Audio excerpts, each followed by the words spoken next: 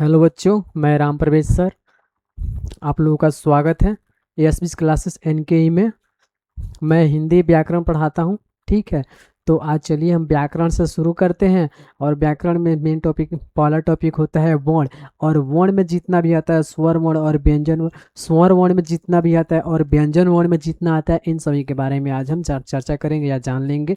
ठीक है, तो चलिए अब बिना देरी किए हुए शुरू करते हैं। ठीक है, तो देखिए व्याकरण का परिभाषा हम पहले से लिख दिए, अभी लिखे हैं जस्ट शुरू करने से पहले। व्याकरण किसे कहते हैं?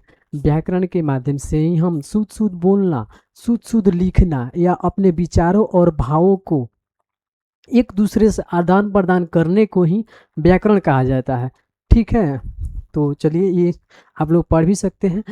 व्याकरण ऐसी शाखा है जिसके अंतर्गत हम शुद्ध शुद्ध बोलना, शुद्ध शुद्ध लिखना और अपने विचारों और भावों को एक दूसरे के साथ साझा करते हैं या आदान प्रदान करते हैं, उसे ही व्याकरण कहा जाता है। तो चलिए हमारा हो गया व्याकरण। ठीक, अब इसमें से एक टॉपिक उठाते हैं जो कि होता है वर्ण। शुरू होता है वर्ण से ही। अब वर्ण क्या होता है ये जान लेते हैं।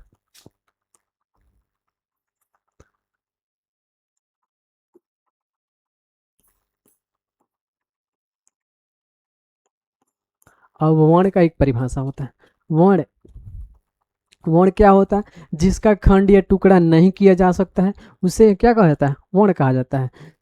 जिसका खंड या टुकड़ा नहीं किया जा सकता है उसे वर्ण कहा जाता है। अब किसका खंड या टुकड़ा नहीं हो सकता है ये जान लीजिए। अब देखिए इसका परिभाषा लिख देते हैं।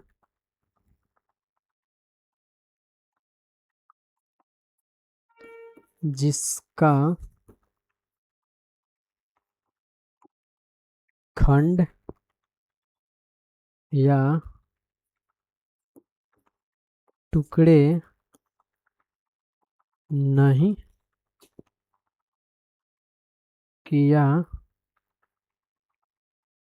जा सके उसे वर्ण कहा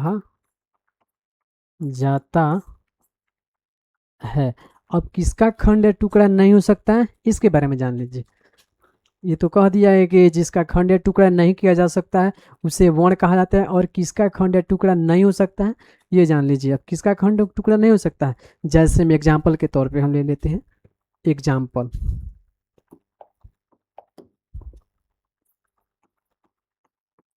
जैसे मान, जैसे हो गया हमारा अ, कहलंत, तहलंत, पहलंत, महलंत, डॉट डॉट आदि और भी हो सकता है। अब इसका क्यों नहीं खंड या टुकड़ा हो सकता है, अभी इसके बारे में अब जान लेते हैं। मान लीजिए हमारा, क्या करें, ऊपर कर देते हैं। ठीक, अब इसका खंड या टुकड़ा नहीं किया जा सकता है, ये कैसे जानेंगे? देखिए ये है क्या, ये हमारा हो गया क, एक ये हो गया और एक ये हमारा हो गया क। दोनों क है, लेकिन इसका खंड या टुकड़ा हो सकता है, इसका खंड या टुकड़ा नहीं हो सकता है। वो कैसे नहीं हो सकता है? देखिए यहाँ पे क है, यहाँ पे क है, ये पूरा क है और ये आधा क है, जिसकी वजह से इसका खंड या टुकड़ा नहीं किया जा सकता है। ये आधा क्यों है? क्योंकि इसमें क के नीचे क्या है? हलंत लगा है। और हलंत जहाँ पर भी जिस अक्षर में लग जाता है उसका क्या हो जाता है? पूरा आधा हो जाता है। अगर हम त के लग त में हलंत लगाए हैं तो इसका मतलब ये पूरा त नहीं है, ये आधा त है। ठीक है, तो देखिए हमारा क है तो ये पूरा क है, आधा क है तो इसका हलंत लग गया है तो आधा क हो गया, ये हमारा पूरा क हो गया। तो अब देखिए इसका खंड या टुकड़ा कर सकते हैं, कैसे कर सकते हैं? हमारा है पूरा क बराबर में क हलंत प्लस अ। अब देखिए क को पढ़ेंगे हम, क को अगर हम पढ़ते हैं तो क, क लास्ट में अ का मात्रा आ रहा है तो उसी अ को आधा क कर दिया गया है और यहीं पे अ आकर के जुड़ा है तो क्या हो जाएगा? आधा क में ओ आकर के जुड़ा है तो वो पूरा क बन गया है। तो इसका खंड या टुकड़ा किया जा सकता है, इसका खंड या टुकड़ा नहीं किया जा सकता है, क्योंकि ये देखिए आधा किया गया है, वहीं ये आधा है। ठीक है, तो आप लोग, आई होप कि आप लोग समझ ही गए होंगे कि आधा क्या होता है, हलंत का मतलब होता है क्या, आधा होता है। तो ये हमारा वर्ण के बारे में हो गया। अब वर्ण के कितने भेद होते हैं, तो वर्ण के दो भेद होते हैं, एक होता है स्वर वर्ण, एक होता है व्यंजन वर्ण। अब स्वर वर्ण क्या होता है, व्यंजन वर्ण क्या होता है, ये पहले जान लेते हैं। तो पहले सबसे पहले स्वर वर्ण के बारे में जानते हैं। ठीक, अगला पेज ले लेते हैं। वर्ण के कितने भेद होते हैं, दो होते हैं, जो कि एक होता है स्वर और एक होता है व्यंजन। तो पहले क्या करेंगे, स्वर को लेंगे, उसके बाद व्यंजन लेंगे। नोट में तो नहीं लिखे, एक बात नोट में लिख लीजिए यहाँ पे या स्टार मार्क में। वर्ण कुल कितने वर्ण होते हैं, 52 वर्ण होते हैं। अब ये 52 वर्ण कैसे होता है ये जानेंगे बाद में।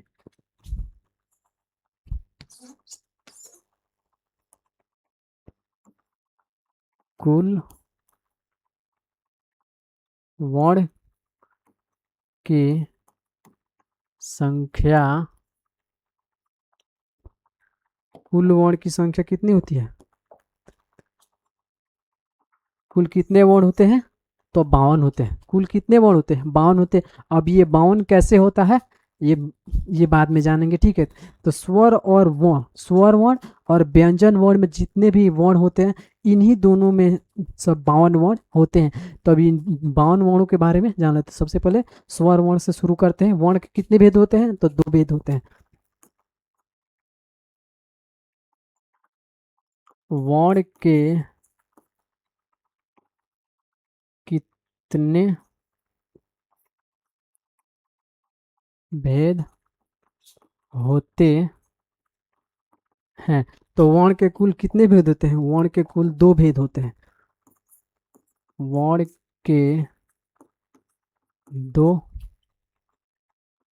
भेद होते हैं। अब ये कौन कौन होता है, एक होता है स्वर और एक होता है व्यंजन। तो एक नंबर में हो जाएगा हमारा स्वर वर्ण, दो नंबर में हो जाएगा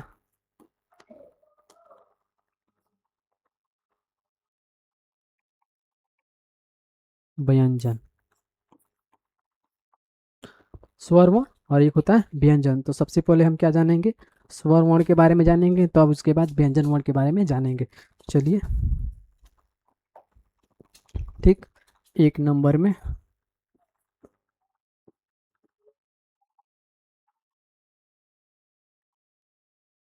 अब स्वर वर्ण का परिभाषा क्या होता है,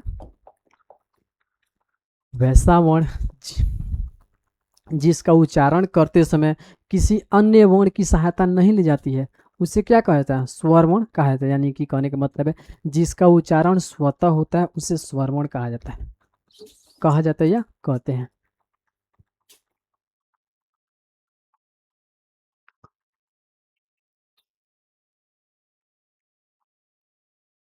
जिसका उच्चारण करते समय किसी अन्य वर्ण की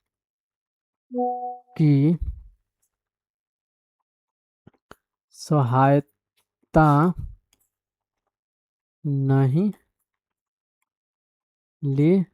नहीं ली जाती है, उसे स्वर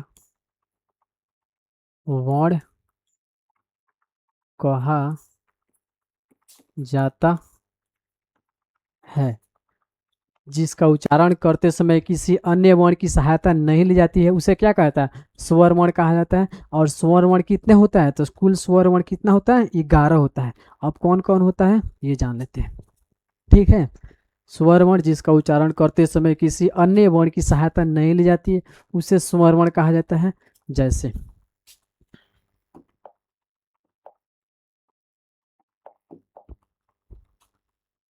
और स्वर वर्ण की कुल कितने स्वर वर्ण होते हैं? तो 11 होता है। लिखेंगे स्टार मार्क में, कुल स्वर वर्ण की संख्या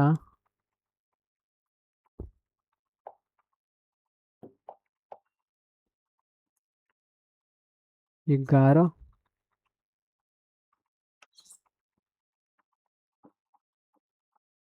होती है। कुल स्वर वर्ण कितने होते हैं? तो 11 होते हैं। कौन कौन होते हैं ये देखिए। जैसे में हो जाएगा हमारा कौन कौन होता है? अ, आ, ई, हर्षई, उ, हर्षऊ,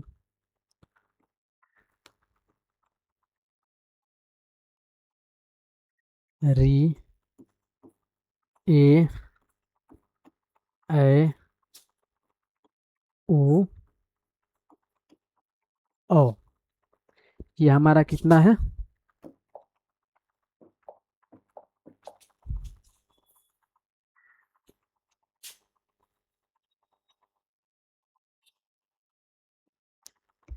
स्वर वर्ण किसे कहते हैं? जिसका उच्चारण करते समय किसी अन्य वर्ण की सहायता नहीं ली जाती उसे स्वर वर्ण कहा जाता है। कुल स्वर वर्ण कितना होता है? तो कुल 11 होता है। कौन कौन होता है? तो देखिए यही होता है, 1 2 3 4 5 6 7 8 9 10 11। ये 11 है। यही सब स्वर वर्ण कहलाता है। ठीक है, अब ये स्वर वर्ण हो गया। ठीक, अब स्वर वर्ण के कितने भेद होते हैं? अब वर्ण के कितने भेद होते हैं? तो 2, स्वर वर्ण व्यंजन वर्ण। अब स्वर वर्ण के कितने भेद होते हैं? तो इसका भेद होता है 3 भेद होता है।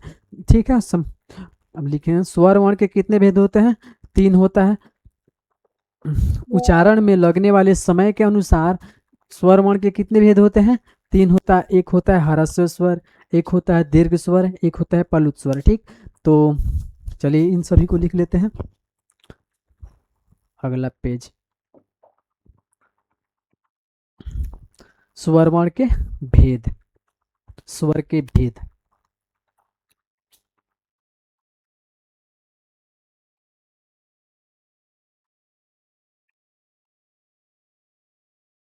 स्वर के भेद, स्वर के कितने भेद होते हैं? स्वर के निम्न 3 भेद होते हैं।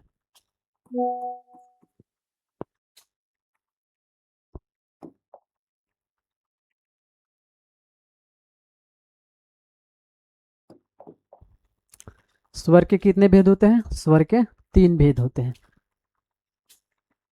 स्वर के 3 भेद होते हैं। अब ये स्वर के 3 भेद होते हैं, कौन कौन होते हैं ये जान लेते हैं। स्वर के 3 भेद होते हैं ये तो हम लोग जान गए। अब कौन कौन होता है? 1 नंबर में हमारा हो जाएगा ह्रस्व स्वर। 1 नंबर में हो जाएगा ह्रस्व स्वर।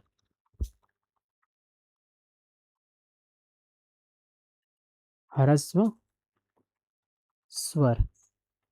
ठीक, एक होता है दीर्घ स्वर और एक होता है पलुत स्वर। एक हो जाएगा हमारा दीर्घ स्वर। ठीक, और एक होता है पलुत स्वर 3 नंबर में।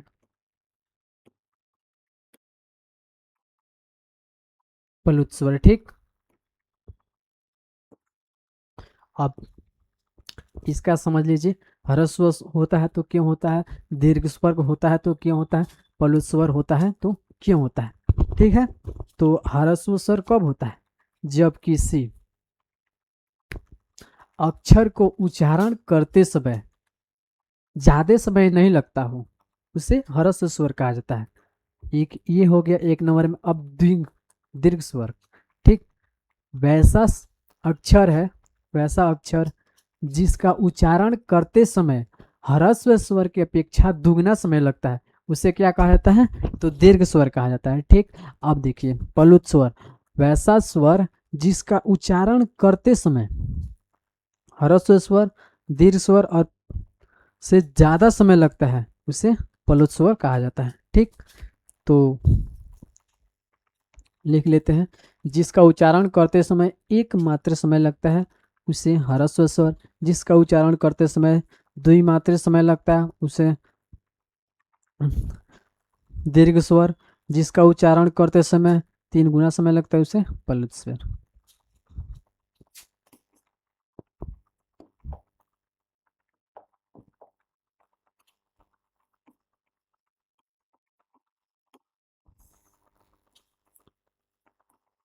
जिसका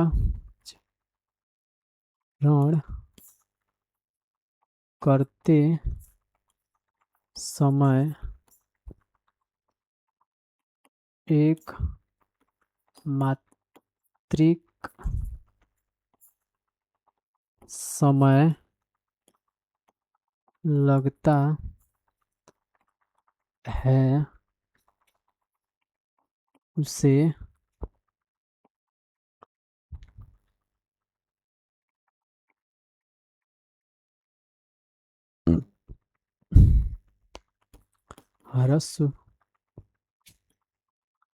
ह्रस्व स्वर कहते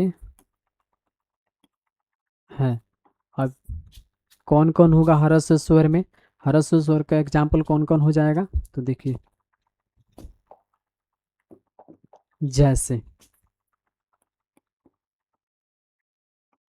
कौन कौन हो जाएगा? अ हो गया, ई हो गया, उ हो गया, प्रोडक्ट। ठीक,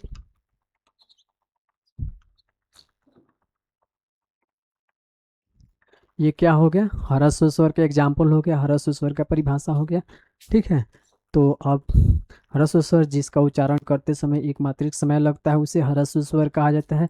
जैसे में हो जाएगा अ, ई, ओ, इसमें इसका उच्चारण करते समय ज़्यादा लग रहा है, अ, ई, उ, ज़्यादा समय लग नहीं रहा है, इसलिए क्या हो जाएगा? ये ह्रस्व स्वर हो जाएगा। अब देखिए अब दीर्घ स्वर, तो इसे अगले पेज में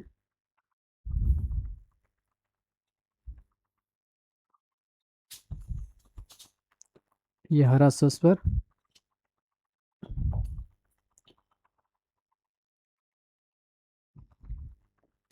दीर्घ स्वर के लिए यहाँ पे लिख देते हैं, जिसका उच्चारण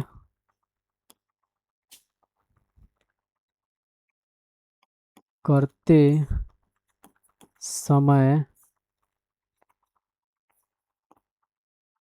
दुगुना दुगुना समय दुगुना सॉरी दु, दु,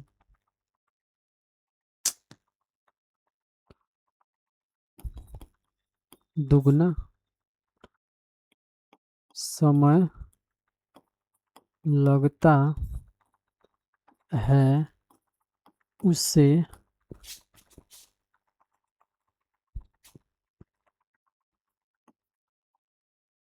दीर्घ स्वर कहा जाता है। वैसा देखिए, जिसका उच्चारण करते समय दुगना समय लगता है उसे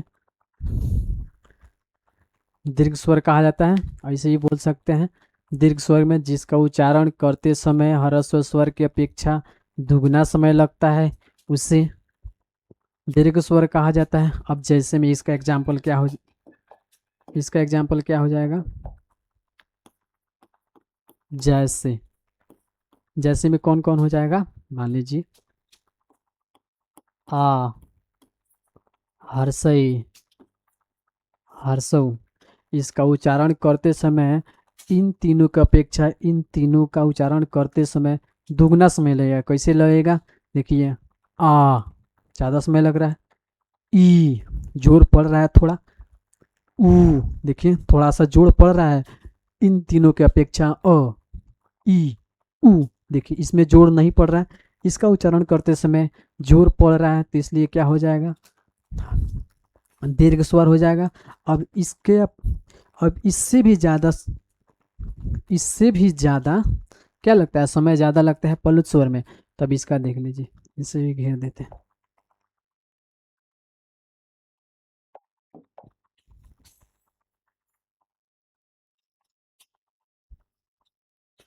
इसका हो गया, ठीक।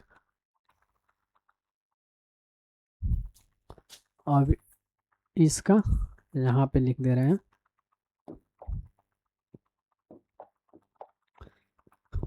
जिसका उच्चारण करते समय, अब क्या हो जाएगा, पलुत स्वर के लिए जिसका उच्चारण करते समय ह्रस्व स्वर दीर्घ स्वर की अपेक्षा ज़्यादा समय लगता है, उसे क्या कहा जाता है, पलुत स्वर कहा जाता है। जैसे में लिखेंगे,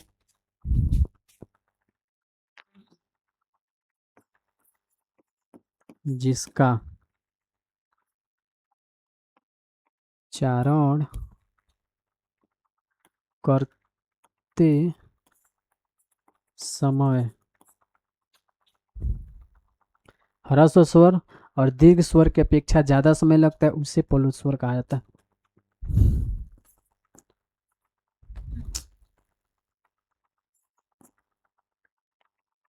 ये ऊपर से ही उठा ले रहा है।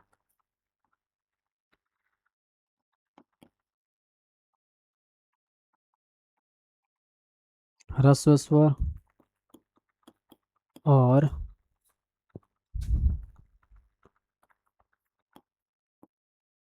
दीर्घ स्वर के अपेक्षा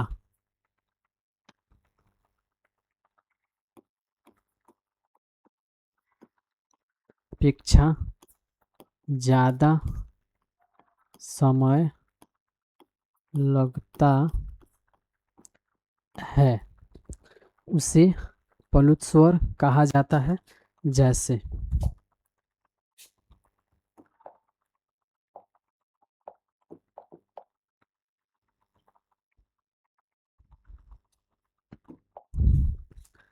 जिसका उच्चारण करते समय ह्रस्व स्वर दीर्घ स्वर की अपेक्षा ज़्यादा समय लगता है, इन दोनों की अपेक्षा ज़्यादा समय लगता है, उसे पुलुत स्वर कहा जाता है। जैसे में हो जाएगा हमारा, लगता है, उसे पलुत स्वर कहा जाता है। जैसे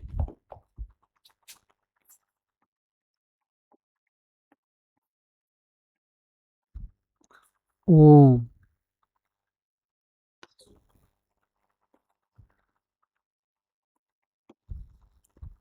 ओम, देखिए इसका उच्चारण करते समय ह्रस्व स्वर और दीर्घ स्वर के उच्चारण करते थे, तो उससे ज़्यादा समय लग रहा है, ओम, ठीक है। तो इसे क्या कहा जाता है, ह्रस्व पलुत स्वर। तो ये स्वर के बारे में हो गया, ह्रस्व स्वर के बारे में जितना भी था उसके बारे में पूरा हो गया। अब चलते हैं किस में, व्यंजन वर्ण के बारे में, ठीक। स्वर वर्ण के बारे में हो गया, अब चलते हैं व्यंजन वर्ण के बारे में, ठीक। अगला पेज,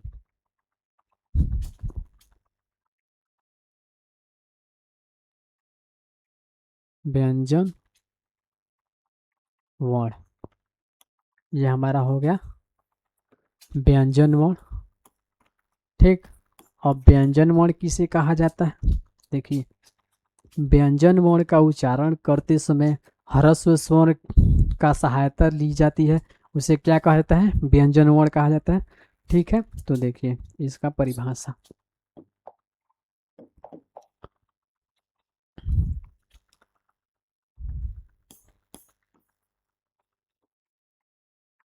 वैसा वर्ण जिसका उच्चारण करते समय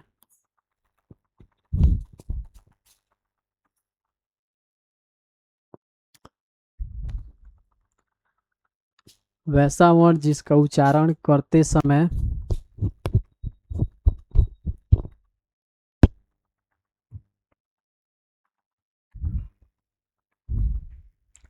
वैसा वर्ण जिसका उच्चारण करते समय स्वर वर्ण की सहायता ली जाती है उसे व्यंजन वर्ण कहा जाता है। ठीक है, वैसा वर्ण जिसका उच्चारण करते समय स्वर वर्ण की सहायता लेते हैं, स्वर वर्ण की सहायता ली जाती है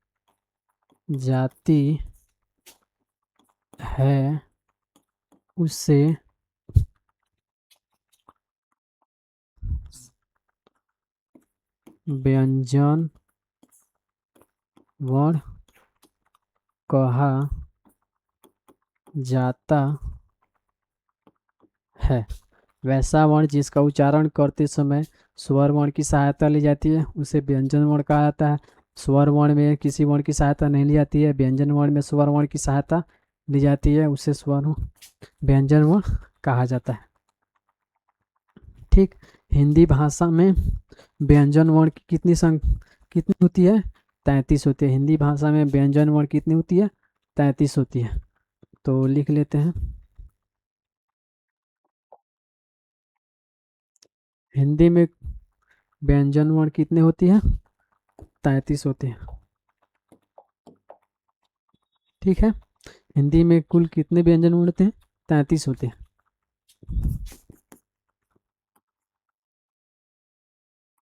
हिंदी में कुल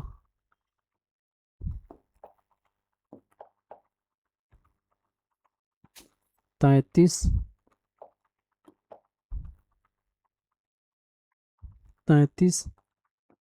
व्यंजन वर्ण होती है। हिंदी में कुल कितने व्यंजन वर्ण होती है? तो हिंदी में कुल 33 व्यंजन वर्ण होती है। ठीक है, 33 व्यंजन वर्ण होती है। ठीक, और व्यंजन वर्ण के भेद कितने होते हैं? तो व्यंजन वर्ण के भेद 3 होते हैं, स्वर, स्पर्श व्यंजन, अंतस्थ व्यंजन, उसमें व्यंजन। तो व्यंजन वर्ण के कितने भेद होते हैं? तो 3 भेद होते हैं। एक ये हो गया व्यंजन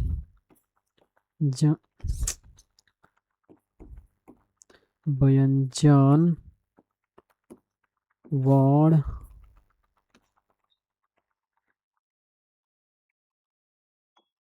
के 3 भेद होते हैं।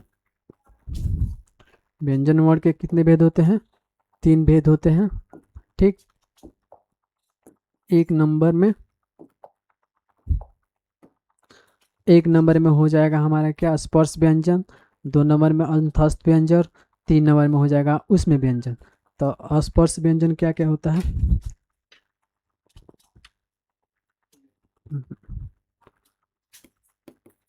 स्पर्श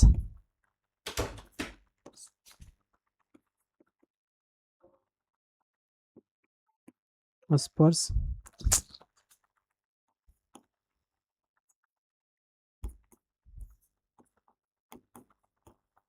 स्पर्श व्यंजन। ठीक, स्पर्श व्यंजन क्या होता है? स्पर्श व्यंजन में कितना होता है? तो स्पर्श व्यंजन में 25 होता है। कौन कौन होता है? क वर्ग आ जाता है, च वर्ग हो जाता है, ट वर्ग हो जाता है, त वर्ग हो जाता है, प वर्ग हो जाता है। इस वर्ग का मतलब होता है कि जिसमें क ख में कितना होता है? 5 होता है तो 5 हो जाएगा। च वर्ग में कितना होता है? 5 होता है तो वो 5 हो जाएगा। ट वर्ग में कितना होता है? 5 होता है तो वो हो जाएगा। तो इसी प्रकार से ये पाँचों मिलाकर कितना होता है? 25 होता है। तो स्पर्श व्यंजन में कितना वर्ण होता है? 25 वर्ण होता है। स्पर्श व्यंजन कितने होते हैं? 25 होते हैं। अगला पेज लेना पड़ेगा। ठीक, तो स्पर्श व्यंजन में कितना होता है? 25 होता है। एक नंबर में हो जाएगा क वर्ग। अब क वर्ग में कौन कौन आता है? क, ख, ग, घ, अंग। ये हमारा हो गया 5। 5 ये हो गया। ठीक,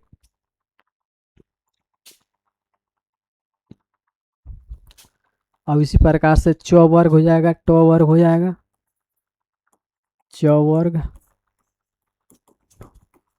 ये हो जाएगा हमारा 5। उसी प्रकार से टवर्ग हो जाएगा, ये हमारा हो जाएगा 5। उसी प्रकार से टवर्ग हो जाएगा, ये हमारा हो जाएगा 5। उसी प्रकार से प वर्ग हो जाएगा, dot dot dot dot dot dot, ये हमारा हो जाएगा 5। अब इन सभी को मिला करके हो जाता है 25। तो स्पर्श व्यंजन में कितना हो जाता है? 25 हो जाता है। तो ये हमारा स्पर्श व्यंजन में का हो गया 2 हो गया, 3 नंबर हो जाएगा, 4 नंबर हो जाएगा, 5 नंबर। ठीक, तो ये हमारा 25 होता है स्पर्श व्यंजन में। ठीक, उसी प्रकार से हो जाता है अंतस्थ व्यंजन। अंतस्थ व्यंजन में कितना होता है? 4 होता है।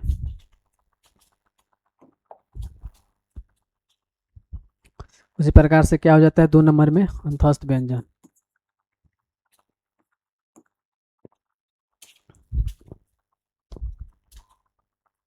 अंत व्यंजन। ठीक, तो इसमें क्या होता है? इसमें कितना होता है? 4 होता है। कौन कौन होता है? य होता है, र होता है, ल होता है और वो होता है। इसमें हो जाता है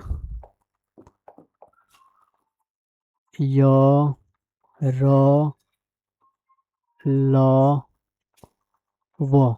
इसमें क्या हो गया हमारा? 4 हो गया। और एक होता है उसमें व्यंजन।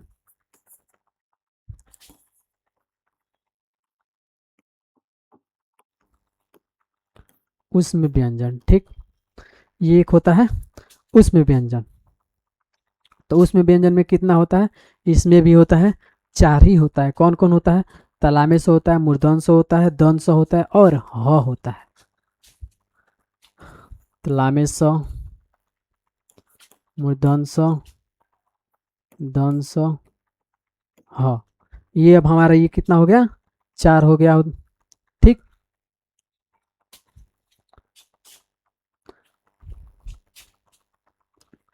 अब ये हो गया हमारा। तो व्यंजन वर्ण के कितने भेद होते हैं? 3 होते हैं। स्पर्श व्यंजन, अंतस्थ व्यंजन एक होता है, उसमें व्यंजन। स्पर्श व्यंजन में 25 होता है, अंतस्थ व्यंजन में 4 होता है और उसमें व्यंजन में 4 होता है। तो ये हमारा ये हो गया। और एक होता है वर्ण के अन्य भेद। एक होता है वर्ण के अन्य भेद में जो आता है। ठीक है, तो उसमें कितना होता है? उसमें 8 गो होता है। अभी जोड़ेंगे तो पूरा नहीं हो पाएगा, तो इसलिए 8 बाकी रह जा रहा है। ठीक है, तो उसको भी लिख ही लेंगे। वर्ण के अन्य भेद में जाता है। वो कितना जाता है? किस में जाता है? वर्ण के अन्य भेद में जाता है।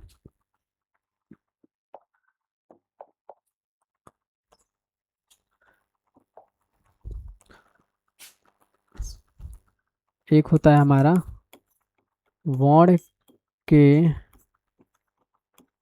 अन्य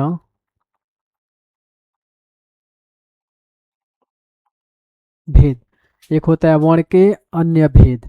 ठीक है, तो इसमें कि कौन कौन आता है? संयुक्त वर्ण होता है, एक होता है अयुग्वाह वर्ण होता है, एक होता है द्विगुण होता है। ठीक, तो संयुक्त में कितना होता है? 4 होता है। इसमें देखिए, इसमें भी कितना होता है? 3 होता है।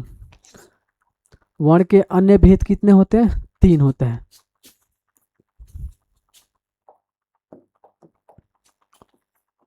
वर्ण के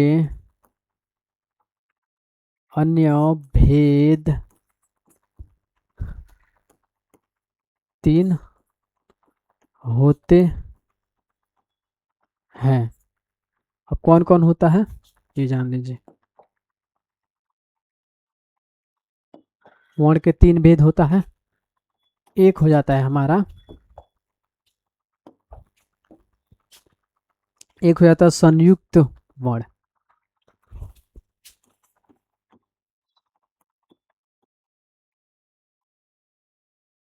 वर्ण, अभी संयुक्त वर्ण में कौन आता है?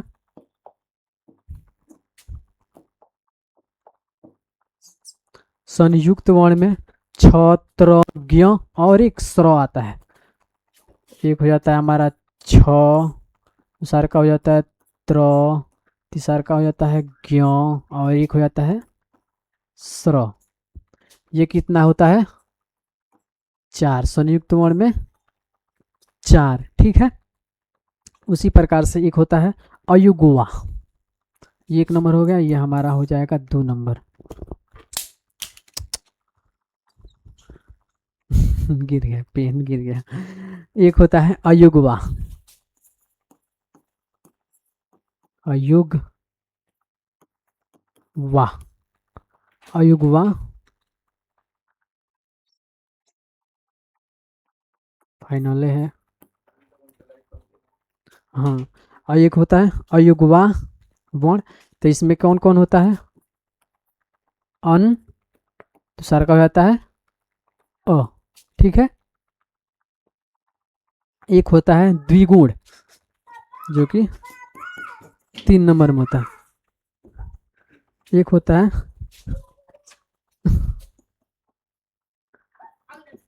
गुण, एक होता है द्विगुण वर्ण। इसमें कौन कौन होता है, 2 होता है, एक होता है ढ और एक होता है ड, होता है ड और एक होता है ढ। तो ये हमारा हो जाएगा 2, ये हमारा हो गया 2, ये 2 और ये 2, ये कितना हो गया 4 हो गया, ठीक हो गया हमारा 8 को यहाँ पे, ठीक है। और देखिए 8 इधर हो गया और 4 इधर हो गया, 8 4 12, 12 4 16, 16, 16 को 25 को कितना होता है 16 25, 16 25 हो जाएगा हमारा 41, 41 और इधर कितना बचा है हमारा, नहीं नहीं नहीं गलती हुआ, जोड़ने में गलती कर दिए। पीछे कैसे जाएंगे,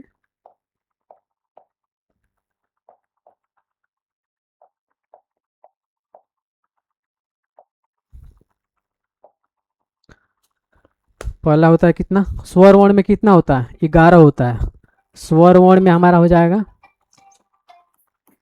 11,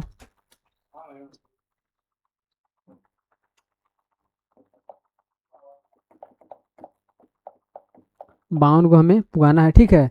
तो स्वर वर्ण में कितना होता है 11 होता है, व्यंजन वर्ण में 33, ठीक।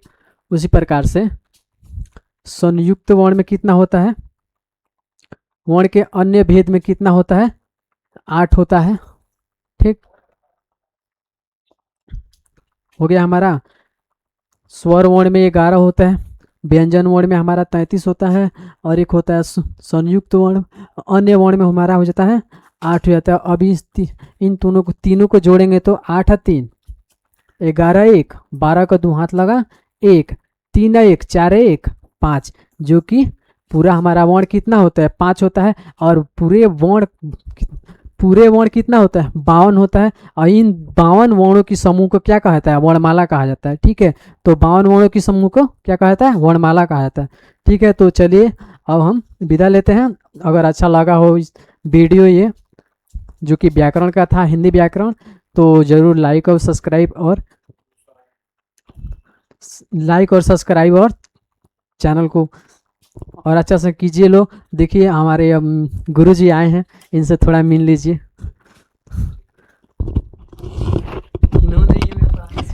हाँ ठीक है, कोई दिक्कत नहीं है। सब लोग जीवन में जो है एक दूसरे को सिखाता है, सीखता है, और हम लोग का यही ज़िंदगी है, सीखने सिखाने का काम है क्या, और क्या कर सकते हैं हम लोग। पूरा जितना पढ़ाए हैं वो एक बार हटिएगा, जैसे क्या है, ये आपका 1 नंबर पेज है। अगर अच्छा 1 मिनट रुक जाइए, यहाँ से ये पूरा हो गया कंप्लीट ना पेज। 1 मिनट रुक जाइए सर, अगर स्क्रीनशॉट नहीं लिए हैं तो ले सकते हैं। 1 number page, 2 number page, 3 number page यहाँ और है, ये हो गया।